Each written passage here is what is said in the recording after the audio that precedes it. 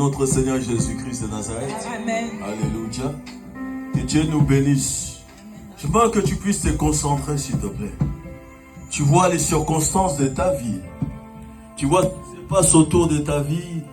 Peut-être que ça s'améliore, peut-être qu'il y a des situations qui changent, qui se transforment. Béni soit Dieu pour cela, mais si c'est toujours les mêmes cas, ce soir tu dois dire, je dois me battre. Je suis venu me battre avec Dieu comme Jacob l'a fait. Amen. La Bible déclare qu'Élie était de même nature que nous. Il avait des oreilles, une bouche, deux mains, deux pieds comme nous. Il avait faim, il dormait. Il a même eu peur devant Jézabel. Les corbeaux sont venus le nourrir parce qu'il devrait prendre de la force, parce que la route, les chemins qu'il allait emprunter étaient longs. Il était de même nature que toi. Tu n'es pas là par hasard.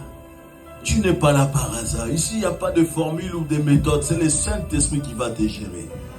C'est le Dieu des esprits des prophètes. Oh Père, je te bénis, je te rends grâce, car c'est toi qui avais prédestiné ces moments.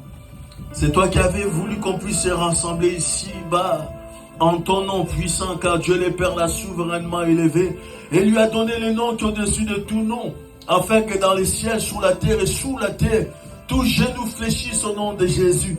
Et que toute langue confesse Jésus-Christ est Seigneur à la gloire du Dieu le Père. J'amène toute pensée captive à l'obéissance de Jésus-Christ. Amen. Je m'élève contre tout ce qui vient pour s'opposer à la parole de Dieu, à la Seigneurie de Jésus, dans l'attendement spirituel, dans l'esprit, âme et corps de chacun d'entre nous ici, dans le nom de Yeshua Mashiach. La Bible déclare, depuis qu'il est allé au ciel, les dominations, les autorités ainsi que les anges lui ont été soumis. Oh, béni soit Dieu, le Père de notre Seigneur Jésus-Christ, qui nous donne la victoire en tout temps. Amen. En tout lieu. Car celui qui est en nous est plus grand que celui qui est dans ce monde. Amen. Père, avant qu'on puisse s'asseoir, laisse que ton peuple puisse élever la voix. Que chacun puisse parler à ce Dieu créateur. Est-ce que tu peux commencer à prier de cœur à cœur avec Dieu? Car la nuit est là pour que les dispositions de ton cœur s'exposent devant Dieu. Prépare-toi à la raconte de ton Dieu, a dit Amos le prophète. Est-ce que tu t'es préparé comme il se doit? Est-ce que tu as même préparé une offrande à Dieu avant que toi-même tu sois l'offrande? Est-ce que tu as dit, je vais juste parce que c'est une veillée de plus? Est-ce que tu t'es dit que non, cette veillée a quelque chose de spécial? Car en France, il y a une loi qui dérange tout le monde. Et tu habites dans cette France. Tu habites dans ces pays, donc tu vas subir cela si tu ne pries pas. Si l'église ne prie pas. S'il n'y a pas de veillée comme celle-ci, des lois bizarres vont passer de plus en plus. D'ici 3-4 ans, la France va s'écrouler économiquement. La France va mal. Et l'église doit supporter, l'église doit prier. Beaucoup de Français vont quitter la France pour Australie, Canada, la Suisse et ailleurs. Parce que ça sera difficile pour manger, difficile pour se loger, difficile pour travailler. Alors si l'église ne prie pas, ça sera difficile de vivre en paix. Nous devons prier pour ceux qui sont élevés en dignité. Nous devons prier pour les saints, nous aimer de plus en plus. Car le temps est mauvais. Le temps est mauvais. Si tu peux prier pour ta famille, pour que la vie Zoé reste et demeure dans votre famille, car en ce temps de mars, beaucoup vont être surpris par la mort. Revois ta marche avec Dieu. Vois comment tu marches avec Dieu.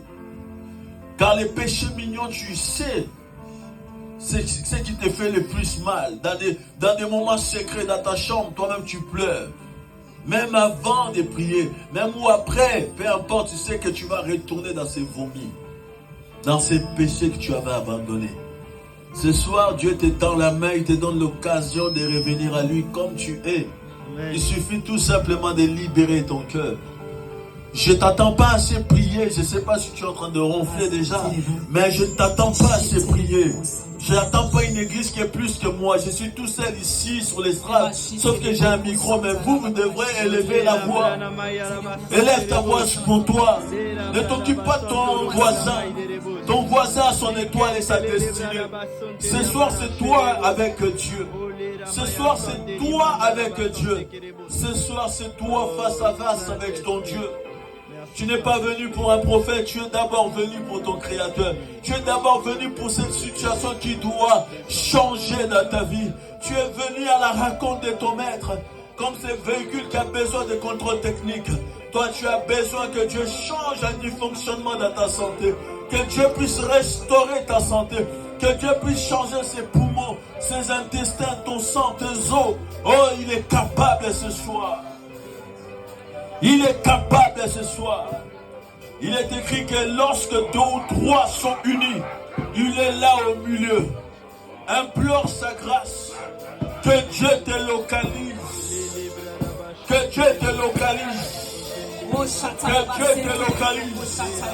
Que Dieu te localise. Que Dieu te localise. Que Dieu te touche. Élève ta voix. Commence à prier.